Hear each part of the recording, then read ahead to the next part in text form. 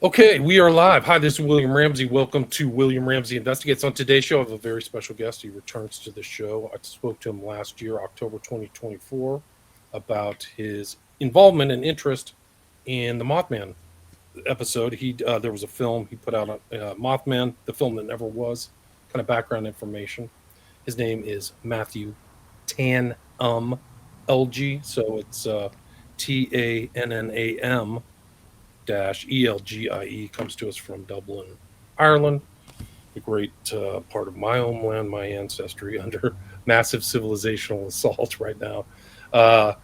But he's done some work and it came highly recommended. He reached out to me. I wasn't able to be there for this meeting, but I noticed that Ken Silva, who I've talked to many times from Headline USA, recommended this presentation about somebody I don't know enough about, which is really strange. It's supposedly a guy who took a shot at Trump, current president, back in July 13th, 2024 in Butler, Pennsylvania. And interestingly, Joe Biden, who's probably running the show, was in Pittsburgh, which Butler is about 45 minutes north of Pittsburgh, for people who don't know. Joe Biden was there with her retinue. Paul Harris is in Philly with her retinue. Very curious coincidences. But Matt has a slideshow, and he can talk more about it. So, Matt, welcome back to the show. Oh, thanks, man. I appreciate it. Thank you. For people who hadn't heard our earlier episode, maybe you can talk about your background, your interests, how you got involved in the Mothman, and then what led you into your research about Thomas Matthew Crooks. Well, I've always been into these strange stories, as perhaps you have and your listeners. I directed this investigative documentary that I was very kindly on your show about last year, Mothman, the film that never was, which is not about the Mothman. If any of you are familiar with that legend, it's about the Mafia. And that'll be out in a couple of months on my Substack under a tiny, tiny paywall. So that's one bit of my background. I've done a few other things. I have an MA in drama and performance studies, a undergraduate degree in history and Spanish. So that's my academic stuff. But this particular project, I talked to Ken Silva, had him on my podcast, which is called Commendable, Commotion. But what he was telling me was so interesting. I thought, Matthew, you should make a little mini-series about this Thomas Crooks figure who tried to kill President Donald Trump, a year ago now? How time flies. So, I made this little mini-series with Ken Silva's participation and a few other people. James Rogers, you'll see the names there. Ken Silva's friend who went with him on the trip to publish, or to obtain Ken's materials, autopsy report. Ken's autopsy report. He's still alive. Thomas Crooks' autopsy report. And I'm very tired today, so I may get my words jumbled up. Ben Sellers, the editor of Headline USA, who was Ken's editor, he took part too. And Jim Knapp. For those of you unfamiliar, that's Thomas Crooks' guidance counsellor. A couple of years before the July 13th shooting. So that's episode 1 that's just come out recently. And episode 2, it'll be out when the work is done. So, it's a fascinating story, the fact that so little was known about Thomas Crooks when the incident happened, and still, isn't much known about him, but we know a bit more. And some original information's in this particular series I did, The Panic in Bethel Park. So, yeah. Gotcha. People can see the links to your podcast, Commendable, Commotion, through your Substack. Is that correct? Yeah, absolutely. So I'll put a link to that in the show notes. Thanks. So let's get started on the presentation. Do you want to go to the next slide? Yeah, of course. You've got control of the slides, so that's no problem with me. I can, whenever you're ready. There we go. Okay. As your listeners will know, and as you know yourself, William, the media coverage. This is kind of what got me into this topic. The media coverage on July 13th, 2024 and onwards. We couldn't really get enough of it, and even now we still have a lot of these articles. Who was Thomas Crooks, the gunman, on July 13th, 2024? What was his motive? All this kind of thing. Here we go. Reuters. Trump gunman Thomas Crooks leaves behind a pile of mysteries. BBC.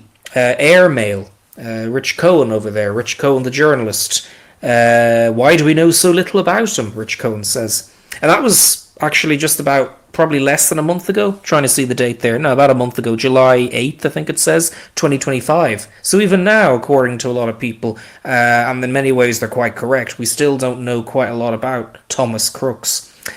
Fox News, there we go. July 11th, 2025. Motive and missed warnings haunt the Trump rally shooting. Who was Thomas Crooks? So, that was why talking to Ken Silva, it was so interesting, because it kind of heightened that curiosity in my own mind.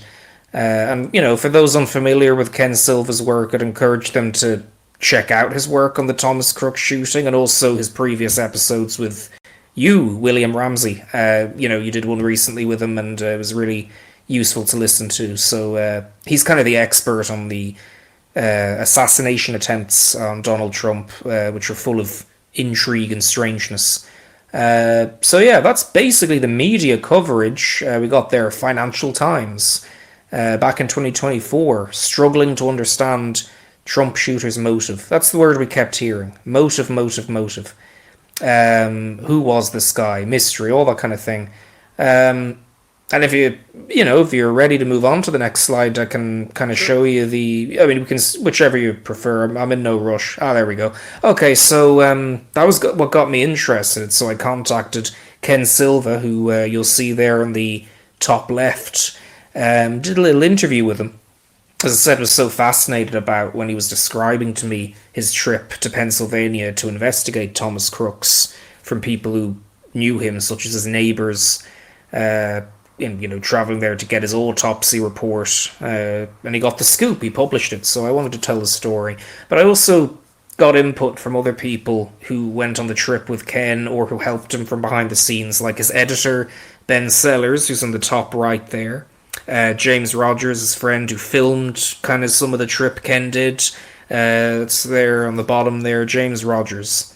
And there's a little screenshot of some of the video James did on the Butler Farm showgrounds where the assassination attempt took place. And he's a brilliant cinematographer. And, of course, there's Jim Knapp on the far right of the screen there, Crooks's former school guidance counselor. Now, these are all screenshots of when they did the interviews with me over Zoom and the like. So there's Jim Knapp. It was very nice talking to him. And, I just got some other documents like the Homeland Security reports, committee reports just there, for example.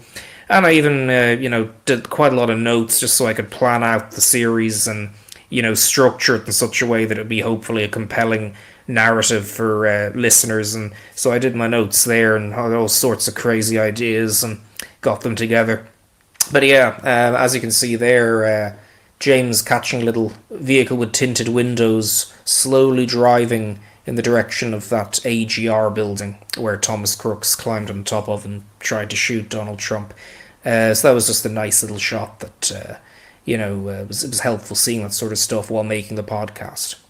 So, as part of my research for this podcast, one of the things I really digged into was Thomas Crooks' family. Because that was one of the things that really got me most curious about who the hell was this guy who nearly killed the now president of America.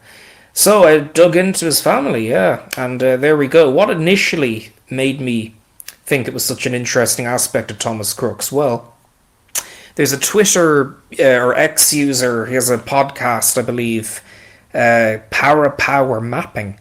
Clonny Gosh, I believe, is his handle or something like that, and he's Clonny Gosh. I talked to him a lot. I tried to get him on the show.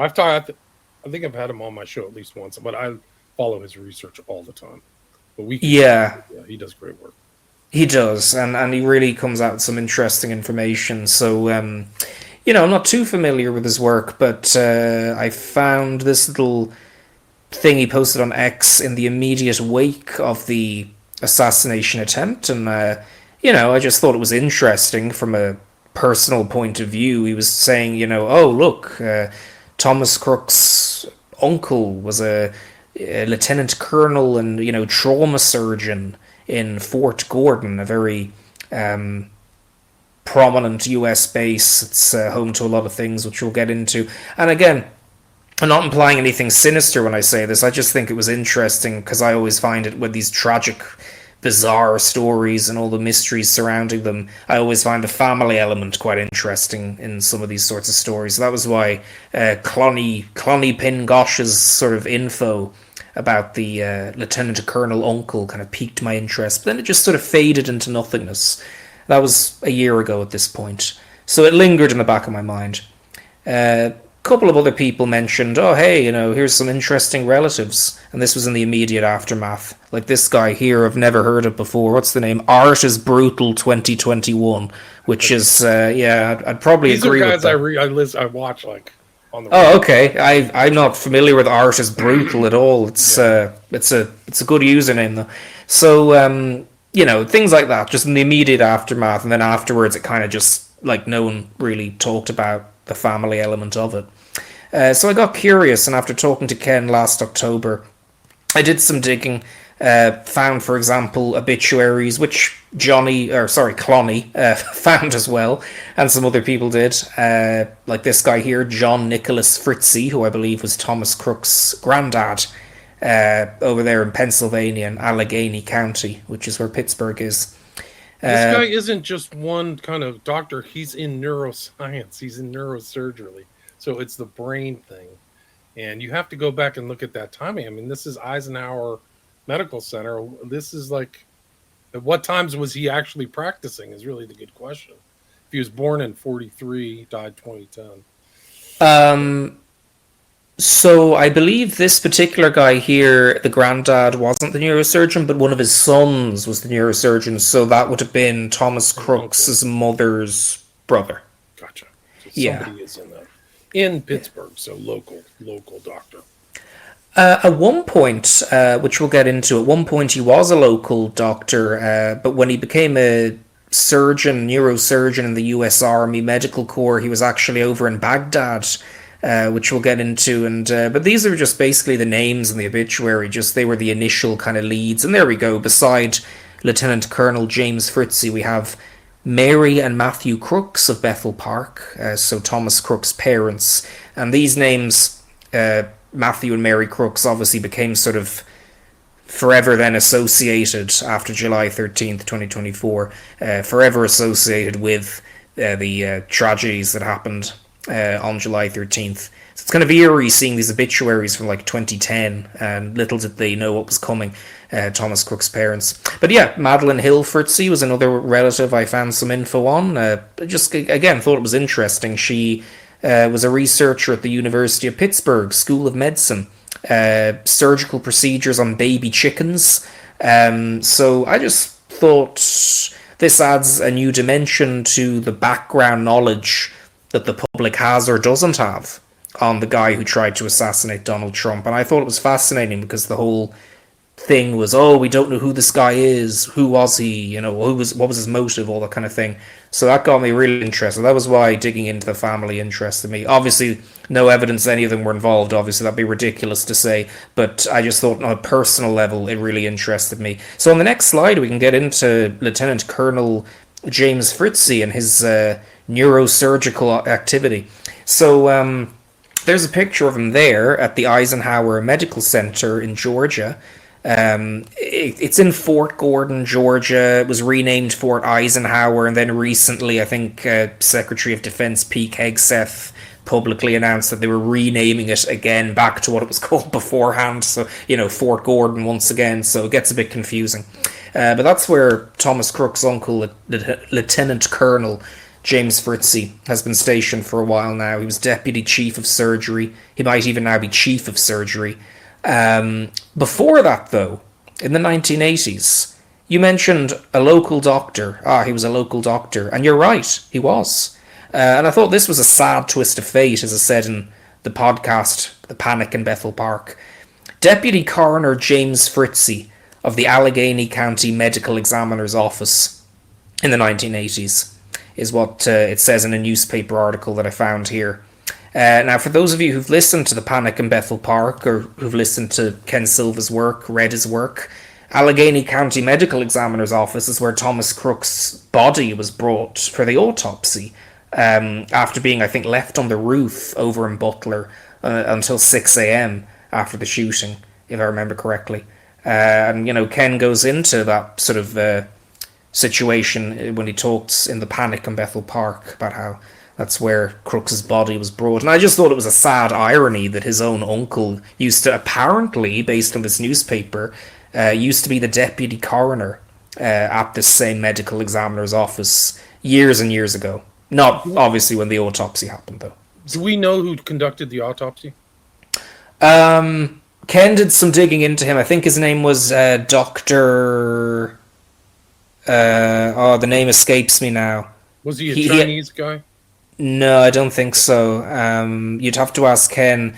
I think his last name may have been like Goldfisher or something. I'll see. I'll look into it. Yeah, very important because some of these medical examiners are very corrupt, and I've strangely in my side kind of research into the smiley face killers. I've looked into the medical. They bungled the autopsy for one of the prominent SFK victims, Dakota James, in Pittsburgh. Like, it's a total joke. Like, he had ligature marks around his neck, and so you kind of can't. A lot of these are very political jobs and political offices. A lot of people don't know that. So anyway, interesting. So the autopsy was conducted there, and I saw that Ken Silva has a copy of the autopsy report, right? He does indeed, and he was the first to publish it, and the story of him obtaining that and the struggle to get that and everything and the weird stuff that happened over in Pennsylvania when he travelled there. That's all in episode 1 of The Panic in Bethel Park. Fascinating story. In terms of, that's an interesting observation you made about some medical examiners. I didn't know that about the smiley face killers in Pittsburgh you mentioned, with that particular example. There's no evidence that James Fritzy or any of these medical examiners were corrupt. I'm just pointing that out there. It's my opinion. I'm not saying you're saying that either. And you have to be very delicate. Like, some of these people's careers can be affected. We're not saying that at all. I think, in my opinion, Dakota James, who was missing for 40 days, I think in 2017, I can't even remember the dates now, but he had ligature marks, and like the great Cyril Wecht, who lives in Pittsburgh area, did a secondary autopsy for the James family, and I could tell looking at it that they didn't include this. This is important, vital information. This guy supposedly had scratch marks on his fingertips too, so evidence that he was trying to put his fingers in between the rope. I think it's I don't know. It's a natural action to kind of get the rope off of your neck. So he had damage to his fingernails. Dakota James, it's really great. This is actually very common in these medical examinations of these victims, is these guys, they're just going through the motions and nothing gets publicized. And that's why a lot of these people have second autopsies done immediately. So that's the state of America. It's a joke. So it's really sad. Anyway, it's part of this story, believe it or not. It's crazy to think that some of my earlier research ties into what goes on in this whole Bethel event in Crooks. So, sorry, please continue. No problem. It's a fascinating story, that is. Cyril Wecht. Yeah, Cyril Wecht. That name's familiar. I've had him on my show.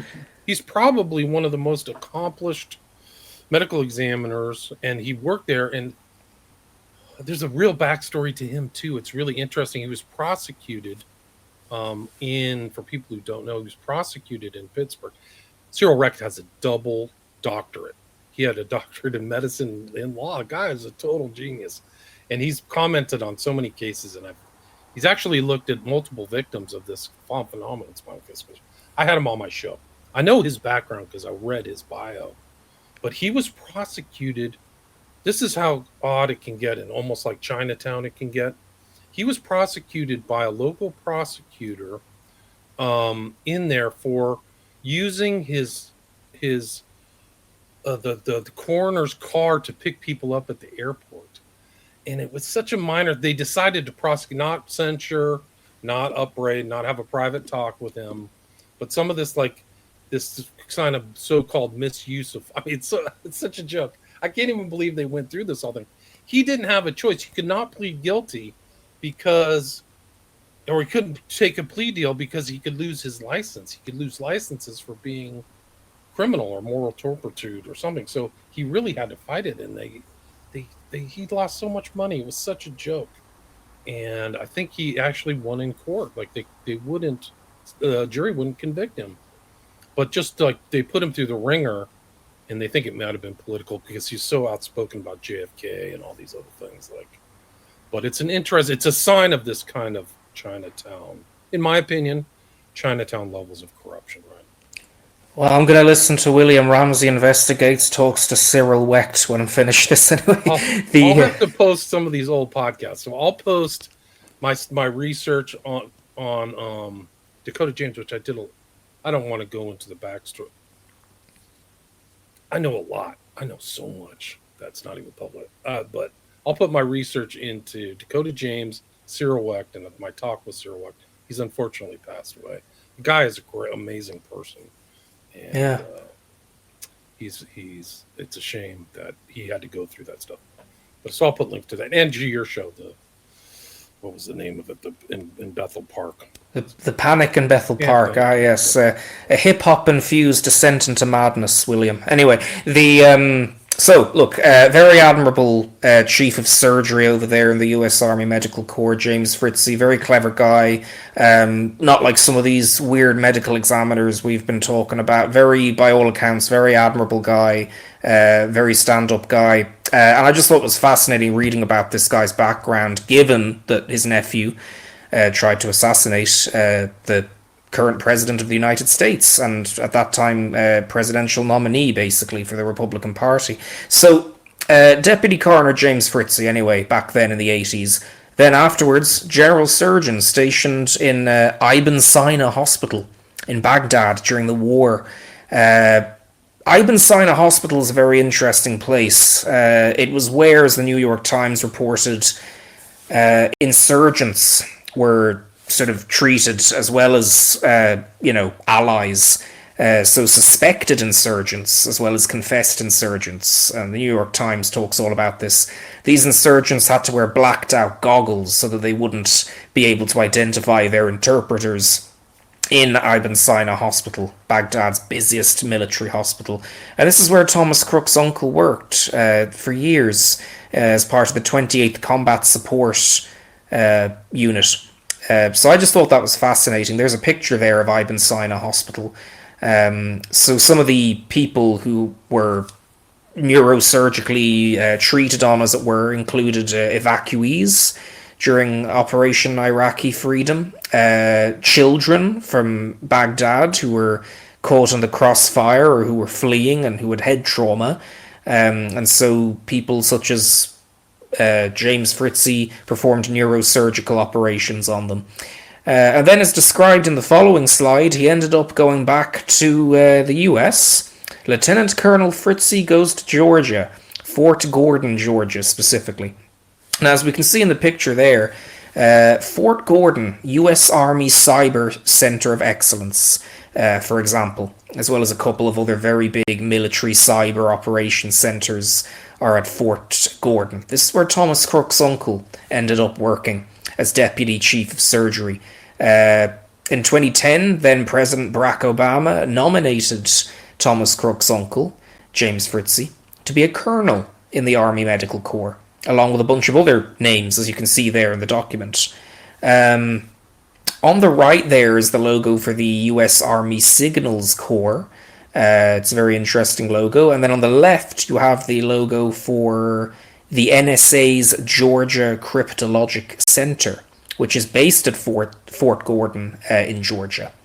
Very, very secure installation. We obviously don't know a lot about what goes on there, but it does a lot of stuff. It intercepts communications from, Middle East, Europe, all this kind of thing. I think it was the Atlanta Journal-Constitution newspaper said, if you're a terrorist and you're talking to someone on the phone, the guys at Fort Gordon are probably listening to you.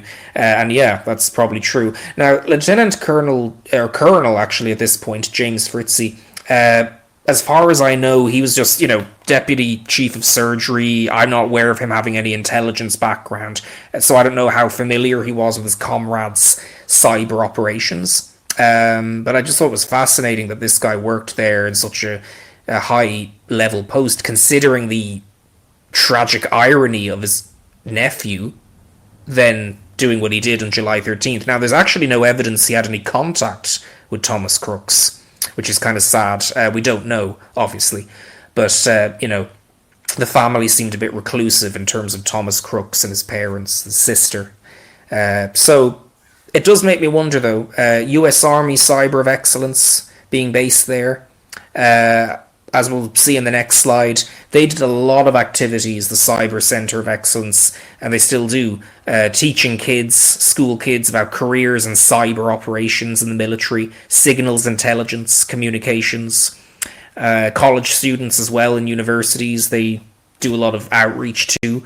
Mostly, I think, in the district that Fort Gordon is in Georgia, but possibly with other K-12 schools and STEM classes around the country, for all I know. I don't know. I know they do it in Georgia. But the point of this, nothing sinister, but the point of this is just that it's interesting. That Thomas Crooks was fascinated by computers. So as I speculate in the panic in Bethel Park, I wonder, did Thomas Crooks hear any stories of his uncle, Colonel James Fritzie? Because if so, he would have found what he did fascinating, even though he wasn't directly involved in cyber operations, to the best of my knowledge. Someone like Thomas Crooks undoubtedly would have found Fort Gordon a fascinating place to read about. I certainly have in the last couple of months, just, you know, and I didn't even know that much about it, but it's fascinating, the stuff they do there. As I put there in the slide, no evidence that Crooks ever attended Fort Gordon's cyber school or visited the base at all. But if he was aware at all of his mother's brother's job, which I'm sure he would have been, I presume, he would have found it fascinating. It makes one wonder, did he ever get tempted to kind of, you know, attend some sort of cyber course there? And if he did, I think, as touching as it would have been very sad as well, given what happened later. Little did his uncle know what would happen later. So if he did have any contact with him, it's a very sad story of drama right there. But I don't know. I just thought I'm speculating. You'll see there a picture of Thomas Crooks' computer technology enrollment into the National Technical Honors Society in Pittsburgh. We know that now fairly well. He was very good at computers. So that's a big question mark. Did he know about this? Because he would have been fascinated with his uncle's milieu. So, yeah. In the next slide as well, there's some more info on Fort Gordon. And it's ironic parallels with Thomas Crooks' cyber interests. Here's some newspaper articles. The Atlanta Journal-Constitution. NSA opens its newest facility in Georgia. That's Fort Gordon. But then something weird happened a few years before Thomas Crooks nearly killed Donald Trump.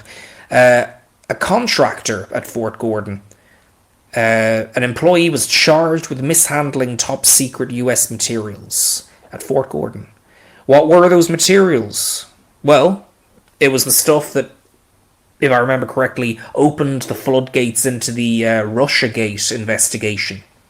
I don't know how familiar you are with this, but there was I wasn't too familiar with it at all. In fact, it was actually probably a couple of days ago I found this out. It's a fascinating story. There's The Guardian reporting on it there. Reality Winner was the person's name, the contractor's name. I don't know, was that a real name?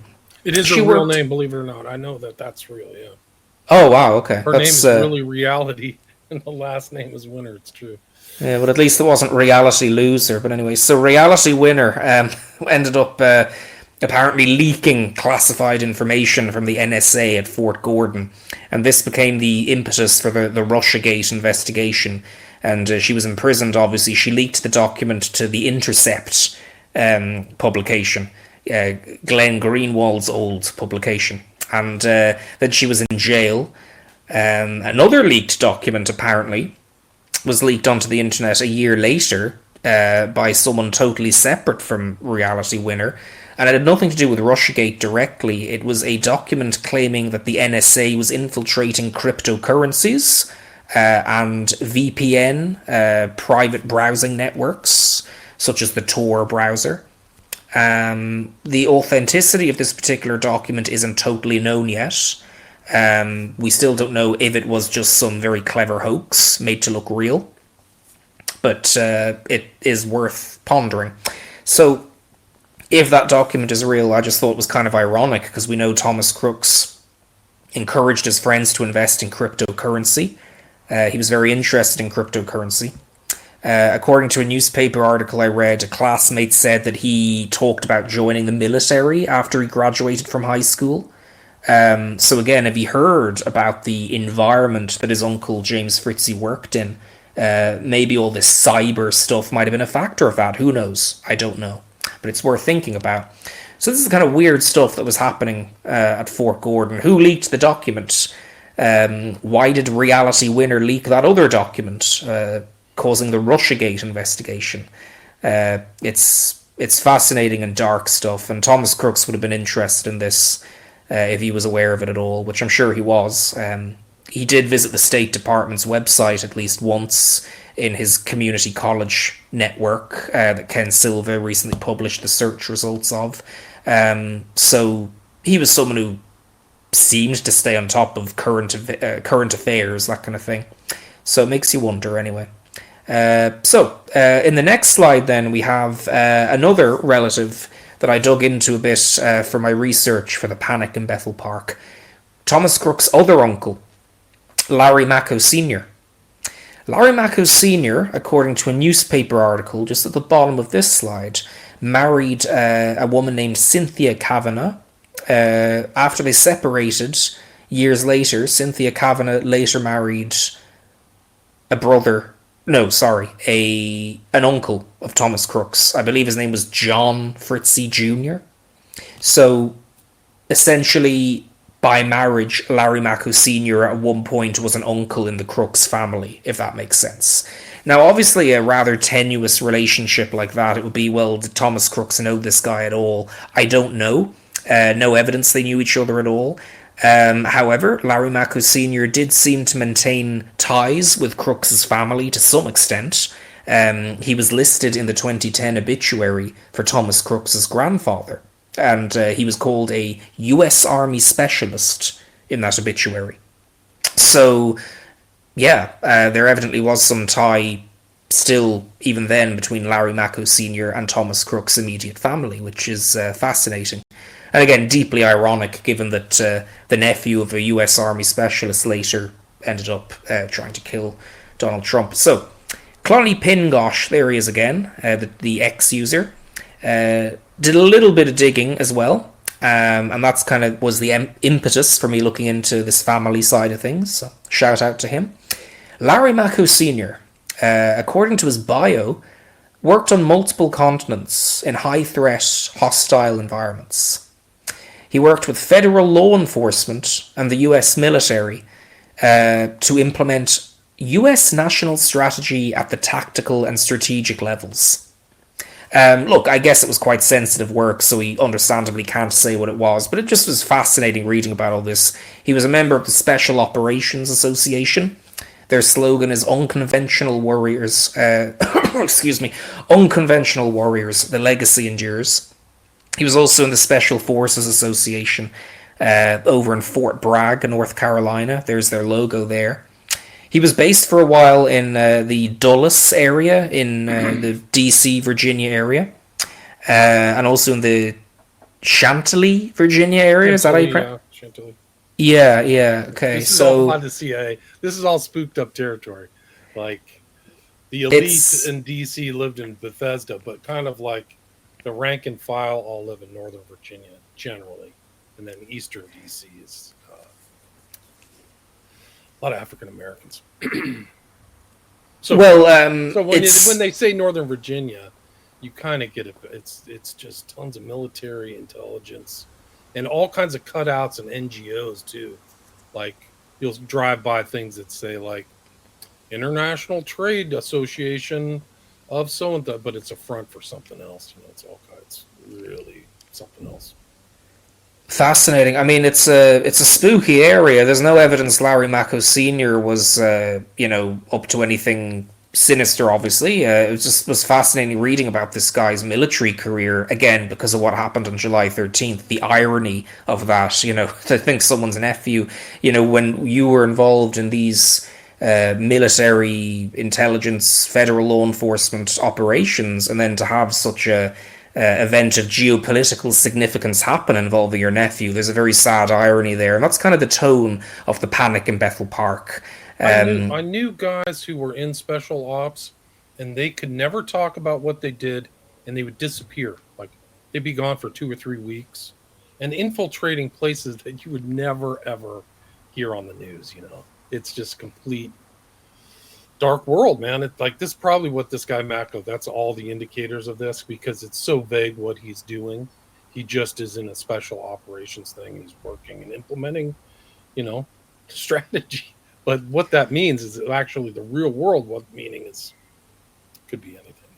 Oh, I mean, it's a violent job, I'd say, depending on what post you're in. Again, though, I just want to emphasize nothing sinister here, to the best of my knowledge. Like, this guy again seemed like a very admirable, well-meaning person who did a lot for the U.S. military. So again, I'm not pointing fingers. I just think it's a fascinating side of the family of someone who ended up killing someone, Corey Comparatore, that day on July 13th, and then ended up sort of committing suicide by cop because he got shot by the cops.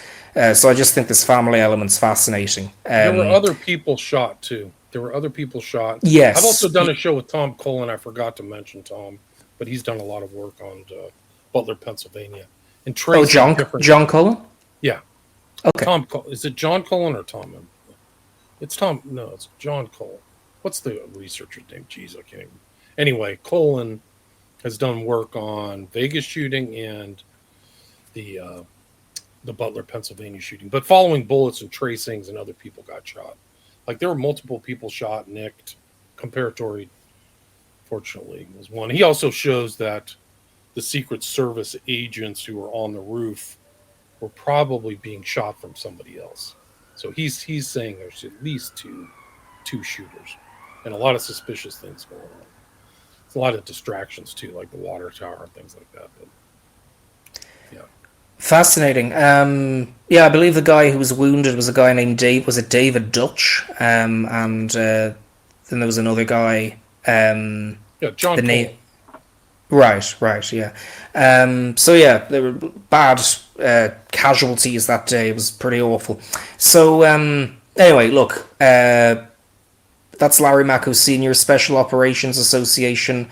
Again, this is just me pointing out the sad irony of who was Thomas Crooks, his family's background. This is not me pointing fingers at anyone when we talk about special forces. By all accounts, his family was very admirable.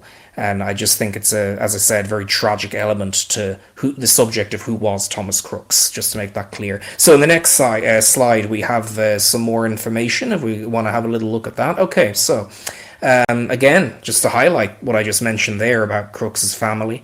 His uncle Larry Mako worked for I believe the United States Information Agency in the late 90s. That was something I recently found out. The United States Information Agency was during the Cold War anyway, I'm not sure about in the 90s, but in the 80s and 70s, 60s, etc., the propaganda arm of the US State Department. We've got some examples there, I think, from Latin America, some work the US Information Agency put out against, to combat communism in the 60s. Trabajamos, this would have been somewhere in Latin America, let's work. And, saludan and all this kind of things. What does it say? Something there. Solidaridad Sindical Interamericana. So, yeah, Inter-American solidarity. These are the things the the US Information Agency were publishing to try and rally people's support against communism during the Cold War. In the 90s, when Larry Mako Sr. joined them, it was more, I think, about democracy building elsewhere. So, in the Middle East, for example, that kind of thing, moved outward and looked past the Cold War, which obviously had ended by then. So, after the US Information Agency, Crooks' uncle Mako ended up working for a coaching institute at McLean Hospital in Massachusetts. The Air War College before that he attended and did his MA dissertation in strategic studies. He worked closely with Lieutenant Colonel Mark Raver, while at the Air War College. Another very impressive military figure who, like Larry Mako, would have been horrified by what happened to Larry Mako's nephew all those years later in 2024. Lieutenant Colonel Raver, he specialised in cybersecurity, signals intelligence, at least in his MA dissertation, which I read a bit of yesterday. For the Atlantic Council, he was the, I think, attached commandant for the Atlantic Council. I can't remember what the exact title was, but he published an article, for example, in 2014, Global Security in the Hacker Era. That was for the Atlantic Council by Mako Sr.'s friend, Mark Raver. Again, if Thomas Crooks was aware of any of this, of his uncle by marriage's career, he would have been very interested, I think it's fair to say. There's a little, bio of Lieutenant Colonel Mark Raver, who spoke very highly of Larry Mako Sr. during their time in the Air War College. They knew each other well, by all accounts. Mark Raver was, for example, Deputy Director of Operations for the White House Military Office. At a certain point, he was based in Quantico, Virginia. He was Deputy Director for the,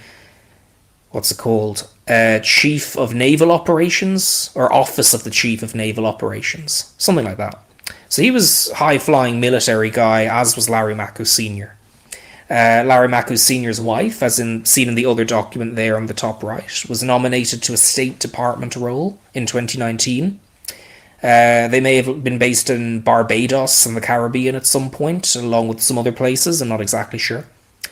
But yeah, that's Larry Mako Sr.'s career in a nutshell, and Thomas Crooks' uncle by marriage. On the next slide, we have something interesting, I believe. I can't remember actually what's on the next slide. There we go, yeah. Okay, so your listeners may be asking, well, okay, so what's the point of this? Why do you have all this information about the family, Matthew? And the reason that I put this information in episode 1 of The Panic in Bethel Park, the reason I'm showing it to you here in the presentation today, is because the two questions were, and still are in the media, who was Thomas Crooks and what was his motive? Both are ongoing questions, as I've written here in the slides, but these, what I've told you today, are the facts about some of the career histories of two relatives of Thomas Crooks in particular, two uncles. So these are the facts. If you want to get an idea of who was Thomas Crooks, look at his family. It won't tell you about, who shot President Trump. The family had nothing to do with that. It was a shock for all of them, including Larry Mako Sr. and James Fritzy, I'm sure. So, in terms of who was Thomas Crooks, that's who he was. He came from a family of very high-level military operators, as it were. Mental illness in terms of the motive. Mental illness, very likely, obviously. You have a 20-year-old who tried to shoot Donald Trump, or, doing anything like that, shooting anyone's just, very sick in the head, obviously. But mental illness is one motive, if you can call it that, or one factor. There's no single motive, in my opinion. I'm not a psychologist, so it's me being armchair psychologist right now. But, mental illness, very likely. But there are other motivational factors as well. There's never a single motive in these sorts of tragedies. And from looking today at the family, one motivational factor might have been, because I'm speculating, Thomas Crooks' perception of America, his pride in his relative's role in the military, possibly the intelligence community, the diplomatic corps, the US Information Agency, all these sorts of things. Working adjacent to the NSA's Georgia Cryptologic Center, it might have been a twisted sense of vigilantism, in his mental state that made him decide to go off and try and kill President Trump. Now, whether he got any help from outside forces, we don't know at this point. It's a fascinating point worthy of discussion. But it's possible in his twisted mental state that he might have had a twisted sense of vigilantism, if you know what I mean. And maybe his knowledge of the very admirable work done in his family for the US government may have played in his mental state, may have played into that sense of vigilantism. But that's purely speculative. Anyway, so, again, that's just an armchair psychologist moment, but I think it's interesting to speculate. There's a picture of Bethel Park in the wake of the shooting, where Thomas Crooks lived. Larry Mako Sr. lived there as well at some point. A lot of the family lived there, and it was horrible for what happened then on July 13th for all of his family, including Larry Macco and James Fritzie. There's an American flag unveiled in Bethel Park, taken by Christian Thacker of the New York Times. So the reason for this presentation, was to add a bit of depth and facts to who was Thomas Crooks, and, adding fuel to the fire of the speculation of what was his motive. So that was the purpose of this information. I hope it was somewhat interesting. I'm happy to answer any questions if you want. Very interesting. There was something suspicious about, wasn't his place cleaned, like his whole residence in Bethel Park? Do you ever hear that? Yeah, one of the congressmen in one of the committees, I think, claimed that. I can't remember the congressman's name. I think he was from Louisiana. Was it Clay Higgins? Yeah, Higgins, I think, yeah. There was Okay. an congressional investigation. There's no question about it. So, no one really, I think, at this point gives much credence to that particular claim. I'm not saying Clay Higgins was lying or anything. It's just that maybe there might have been a bit of misinformation, that someone told him something that wasn't true. I've no idea. Because an ATF report came out later of when they entered the house right after the shooting, when they found out, oh, there's this kid, Thomas Crooks, and they interviewed the parents and all that kind of thing. There was nothing in the report about the house being meticulously clean and eerily clean, as Clay Higgins kind of said. Nothing about that was in the report. So I think that may have been a bit of a misunderstanding on Clay Higgins' part, I presume. Yeah. It's just very strange. There's videos of him. I have multiple videos, but him walking around and scoping, and why, that's an obvious place somebody should have been on that roof. I mean, I remember the Secret Service head at the time, her excuse was unbelievable, honestly. Like, I couldn't believe what she said, but it's just so weird that he was able to get in place there. Like, see, these are the guys, according to John Cullen, these guys there was like a whistle, they responded to something. It wasn't the shot. Like, watch him. He's looking at something, and then he adjusts right there. Like he's like taking fire, right? That's what John said. Watch. Like he dodges out of the way. Even the guy on the right, watch him. They crouch down like something, like they're not safe, right? At the same time. Interesting. Yeah. Well, it's fascinating seeing primary source footage like this. It's amazing in today's world how we have all this footage available of that shocking event on July 13th. And we have news footage. Here we have some news footage you're showing me, William, of Thomas Crooks' father leaving the law firm, Quinn Logue, I think the name is, in Pittsburgh. They lawyered up after the shooting. It's possible they're under investigation. We can talk a little bit about that if you want. I'm not sure if you've... Okay. What makes you think that's his mom too, right? She just covered up, though. I believe that might be his sister. Sister, okay. Yeah. Ken Silva talked about this in The Panic in Bethel Park, that the parents probably might be under investigation even to this day in some way, shape, or form. Whether anyone else is as well, I don't know. But Ken pointed out in my podcast, how on earth could they not have known that Thomas Crooks was building bombs in his bedroom? It's debatable, I think, still about whether they would have been able to smell the liquid being used to make the bombs, for example. But, it seemed like a relatively small house. So, yeah, we think it's possible that the parents might be under investigation. I don't know, though. Really, I think also it's equally likely they're grieving parents that knew nothing about what was going on. So, you have to be very careful in deciphering these things. But here's the thing about bombs that. That are in his trunk, right? These are some kind of homemade bombs that he had, right? Yeah, that's one photo that was released of them. There was also a van with Arizona license plates that the bomb squad were inspecting that night. No one really knows what's happened with that particular van, but it's interesting, and there's some exclusive info in The Panic in Bethel Park you can get about that particular van. And in episode 2 there will be, hopefully, as well. In terms of, though, the investigation, Ken Silva filed a documents request with the FBI because the head of the FBI said on Fox News that the investigation was closed now. That was about May or June or something. What's that video? This is him receiving his award for the National Technical Honor Society in high school. So he was 21 when he was supposedly killed. But this is like, he's not a very menacing person, is the way I put it. Oh, yeah. Yeah, he's pretty tame, kind of skinny guy.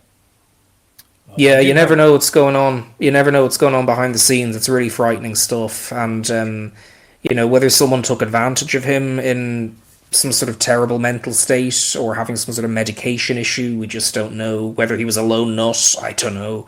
But, the sloped roof thing was ridiculous. I agree with you there, William, about the head of the Secret Service saying it was a sloped roof. That was just laughable excuse. So it is. There's a lot of. It's still mysterious. There's a lot of mysteries going on, and there were other like just strange things with the guys that were in the building. I don't know if you ever saw the video of the two guys who came out of the building that they were under Crooks. Yeah, like there were suspicious things about that. But you got to remember, it wasn't the Trump administration. It was the Biden DocuSign administration, right? Like, somebody else is running the country. Like, it's unbelievable to think the most powerful military force in world history is being run by just a group of people with a fake figurehead who's sleeping all day, while this assassination takes place. Well, as you probably remember, this assassination attempt took place after that disastrous debate performance between Joe Biden and Donald Trump. So, I mean, regardless of what side of one may be on the political fence, it was a disastrous debate. So it was a campaign rocked with drama. And even from my point of view over here in Europe, when I was watching it, it was just rocked with so many noteworthy events, let's put it that way. And then, of course, after that debate, the shooting happened to make things all the more bizarre. The timing of the shooting, like, Crooks could not have chosen a better time, because if Trump had not selected his running mate, right? So it would have thrown the Republican Party into total chaos if Trump had his head blown off. And it is interesting that, like, they didn't show the assassination. Somebody was in New York City. I have a video of it somewhere. But they were like, why isn't this national news? Somebody just tried to blow, Trump's head off. And it wasn't successful. There was also a pre-bet out of a financial house or equity firm or somebody in Austin, Texas, of all places, that bet against Trump's social media company, right? Like a huge bet, like a huge $1 billion bet. So there was like Crooks, some strange things happen around this. There's a lot of mystery, a lot of intrigue, and the knowledge of his family makes it even more intriguing. Like, who are these people, and who are his parents, and how does this get through security? Like, it's incredible. That was what got me so interested in doing this research for episode 1 of the podcast and finding that stuff about the family, was because it did add layers of facts to all the speculation about, who was this guy? Why do we know nothing about him? Why do we not know his family? Why are there no quotes from his parents? All this kind of mystery. I just thought it was fascinating adding kind of factual layers as much as I could to Thomas Crook's background. And so it was a very fulfilling task, and adds a layer of sad irony to the whole thing. No evidence they were involved at all, obviously. I mean, wouldn't for a minute go suspecting that. I just think it's a deeply sad irony. And so in terms of the medical examiner, though, you mentioned him earlier. We've got his name there, Ariel Goldschmidt. I forgot the name, but it's on one of those pages you just showed there, okay. So you might want to look into him.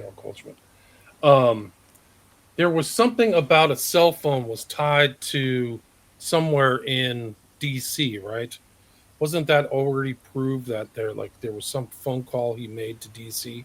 And his search history included the State Department, right? So he was looking up something on the State Department, which is kind of odd for a younger guy to be doing that. Like, what's he doing in the State Department? Do you recall that? So, in terms of the State Department, just on one occasion, I think, may have been more, I'm not sure, he searched for the State Department website on his college internet network that came out recently. You can find it on my Twitter there, Commendable, Commotion. Ken Silva's X account or Twitter account, JD Cashless is his one, and Thomas Crooks. It was just kind of ironic. He posted or he searched the State Department, but that was only on one occasion, to the best of my knowledge. So I mean, really, could have been anything. Just randomly decided to have a look at it, I suppose. I don't know. But in terms of the phone thing that you mentioned, here's the thing about that, and Ken's talked about this as well. It's an anecdote, but we don't yet have the proof. And it would be very useful if the people who claimed that they have the evidence of that, with the cell phone triangulation and all that. You remember the Heritage Foundation came out with those claims, saying that they got the cell phone triangulation. Here's a phone in DC somehow popping up in Thomas Crooks' home. Here's a phone in Massachusetts somehow popping up in Crooks's home. It would be very useful if the Heritage Foundation would actually release the evidence, the technical data that they have that supposedly led them to that finding. And Ken agrees, as much as as compelling as it is, it's not proof because we don't have the proof yet. We just have to take their word for it. You know what I mean? Right. Yeah, it's just so suspicious. Like this guy, his family is in the state. They call it the deep state or whatever you want to call it. They're part of this huge edifice. Military-industrial complex. They're part of the military-industrial complex. I mean, a couple of them worked for the government in very interesting positions, but there's no evidence of any wrongdoing whatsoever. I think it's a fascinating side to the background of this kid who nearly changed world history in a very dark way. You know what I mean? It's fascinating, and it shows citizen journalists' work like yourself and Clonny Pingosh, Ken Silva. Clonny Pingosh was the one who just put it on Twitter briefly about one of Thomas Crooks' uncles, and got me so intrigued I just had to look into it. So that's what led to episode 1 of The Panic in Bethel Park. So we have to look at it in the context of the other assassins. Ryan Ruth was September 15th, 2024. There's been research that guy was a State Department employee. He was very suspicious and did weird things in Ukraine. Did you ever see the BlackRock video that included Ruth and supposedly Crooks? So Crooks was in a BlackRock commercial, apparently by coincidence, filmed in his high school. Ryan Routh, I don't think, was in a BlackRock commercial. He was in, I think, a commercial or something, a campaign ad by the what are they called? The Azov Battalion? Right. Is that what they're called? Yeah, he was pro-Ukrainian, yeah. So my understanding... There's mysteries of how he could get around and how he got paid and all this stuff. Ruth is a very strange character. Absolutely. It's very strange how Ryan Ruth managed to make all those trips to Eastern Europe and all this kind of thing, and somehow hooked up with the Azov. How do you pronounce it? Azov Battalion? AZOV. It's a body of water that's an offshoot of the Black Sea. So it's the Gulf of Azov, but it's a neo-Nazi group. Yeah, it's a neo-Nazi group, and somehow Ryan Routh ended up working with them in some capacity, at least, and it's just bizarre. I don't know, was he a State Department employee? I don't know where you heard that. I'd be interested in seeing that. But it was another researcher whose name escapes me said that he had an affiliation with the State Department. So if these two guys are both affiliated in some way with the State Department, that gets even more bizarre. Like we know from the search history of Crooks that he was on the State Department website. Well, I mean, I think just visited the homepage. I'm not sure what page he visited specifically. I don't know if the data was able to get into what specifically he looked at on the website. Could have just been looking at the news, I don't know. So I don't know here's the Ryan Ruth thing. Remove, present. Forgot this guy's name. What's his name? The Ruth is the September 15th supposed shooter. Yeah. Let's see.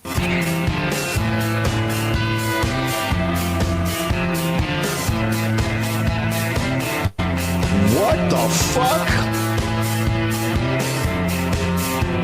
As life gets longer, awful feels softer, and it feels pretty soft to me. I'll read this. And if it takes shit too. It says Ryan Ruth's post from September 29th, 2023. Afghan soldiers, the U.S. Embassy in Ukraine is working very hard to finance this project and has asked the Ukraine Ministry of Defense for a detailed plan on how the money will be spent. Volodymyr and MOD are working very enthusiastically. Volodymyr Zelensky, right? Ministry of Defense, until he provide the information they need and a reasonable suggestion. Give us a few more weeks for progress. So if he's saying give us a few more weeks, that means he's working for them, right? It's very, very strange. Yeah, I actually didn't see that post, so yeah, he seems like a bit of a useful idiot. Life's not beautiful without the pain. Well, I just He's saying that he's working for the U.S. Embassy. Fascinating. Yeah, I didn't see this.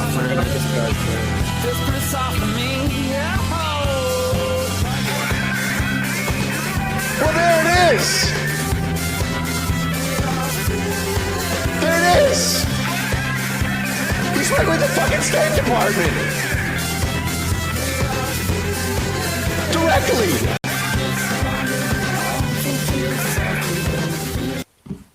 Somebody tell me what this guy's name is. Somebody in the chat, I forgot this guy's name. He's been on some podcasts. Well, he's got a good voice. This guy on the right's connected with Trump. Like he's been to Mar-a-Lago. Really? Yeah. No, I forget this guy's name. He's.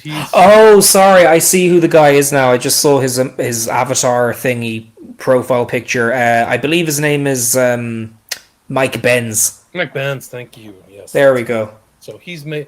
So that's the attack. That there's some kind of strange connection between the State Department and Ruth and Crooks. Crooks is on the State Department website. So with Crooks, I mean, apart from visiting the page, I think on one occasion, just browsing the web, I don't think there's been any sign at all of any other connection with the State Department. But who knows? Why would he want to go to the State Department? Why would a 20-year-old, 21-year-old kid want to go to the State Department? Yeah. I mean, that's the $1 million question. I don't start, going through the internet and go, I should go to the State Department and see what's going on. There's a reason why he went there. So we need to find out that reason. What's he doing? So it's another mystery, but there is a strange connection. I'm not saying I'm not trying to insinuate or, deduce that he was working for the State Department. But if this guy's working for the State Department, that's a connection between Ruth and Crooks. If they're doing it or somehow connected to them in some odd way. Well, I think we'd all love to know what exactly Crooks was looking at when he was using those VPNs. I believe the VPN he was using quite a lot was called Mulvad. I don't know how you pronounce it. Is it Mullivad? And he was using Proton Mail for his email, which is fairly normal, obviously. A lot of people use Proton Mail. But yeah, I just wonder what Crooks was looking at when he was using that VPN all the time at his home and sometimes at college. The search results that recently came out, they're just search results from his time on the community college network. And so, who was he talking to when he was on the VPN at home, browsing so no one could find out what he was looking at? Your guess is as good as mine. Supposedly, the information's coming out that some of these VPNs are owned by the Mossad. Like they literally got into the VPN business so they could spoof. I mean, it's a perfect place to spy on everybody because everybody thinks it's safe. Proton is in Switzerland, is my understanding, but still. I visited the headquarters of Proton Mail, or at least I tried to. And when I say visited, I just mean like I knocked on the door of the adjacent building. They were like, I don't know if anyone's there right now, but, here's an email address. I contacted the email address, no response. I just wanted to know, were they, involved in any way in the investigation into Thomas Crooks' online activity? Do you know what I mean? Have the authorities been in touch with them? But I haven't received any word from them. I just happened to be in Switzerland when I found out that... Where are they? Where in Switzerland? Geneva. I got a question for you. Bart asked, did Crooks not have more than one mobile phone or device in his possession when he shot at Trump? Is that a question for you or me? Well, I don't know the answer to it. Do you know the answer to it? Don't quote me on this, Barto, but I think they did find a second phone in Thomas Crooks's house in the immediate aftermath of the shooting, and they found a phone on the rooftop in Butler an hour away when he tried to shoot Donald Trump. So that's at least 2 phones that he had. I think there were some more phones as well that were in his possession that they got from his room when the police got into the house. As Ken Silva pointed out, that's not necessarily unusual. Like, people sometimes have old phones lying around that they just don't do much with, or what Thomas Crooks was doing with these phones, I've no idea. The whole point is that, as I was going to mention earlier, the head of the FBI, Kash Patel, said the investigation's closed a month or 2 ago. Ken Silva filed a Freedom of Information request with the FBI for documents.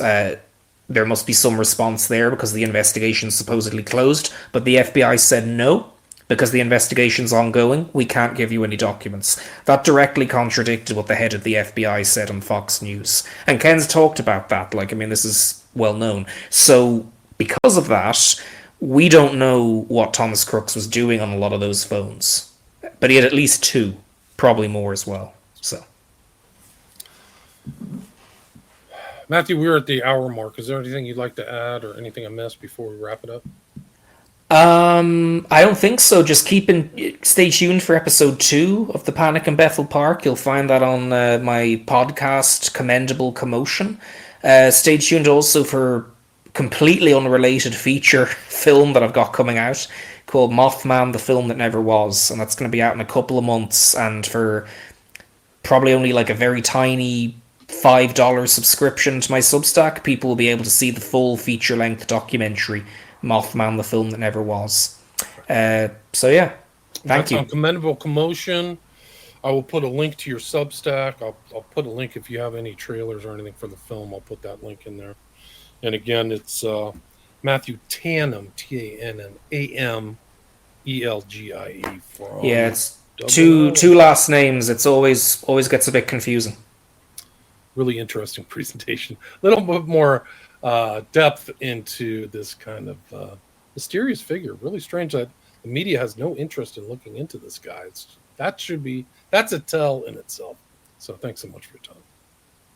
Thank you. You're very welcome.